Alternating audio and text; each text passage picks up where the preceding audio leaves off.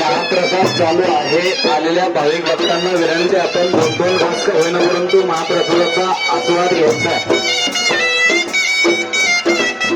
या मंदिराच्या बाजूला महाप्रसाद चालू आहे. पाण्याच्या टाकीच्या पाठीमागे विनंती करतो, इथं आलेल्या सगळ्या भाविक भक्तांना आपण महाप्रसादाचा आस्वाद घ्यायचा.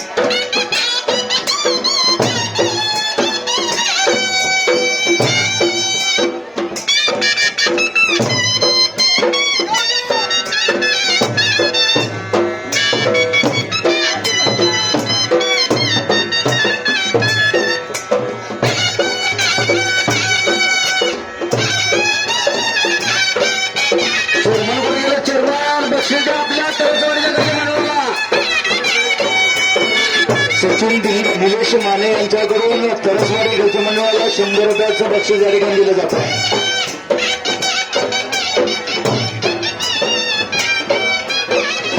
अनेक तरसे, उत्तम तरसे यांच्याकडून या यात्रेच्या निमित्तानं 200 रुपयाची देणगी दिलेली आहे. धन्यवाद. यानंतर जांभूळ निवेशी मंडळ आपण तयार करायचे. जांभूळ निवेशी मंडळ पवार यांच्याकडे या कृषी मंडळाला 200 रुपये पारितोषिक आलेलं आहे.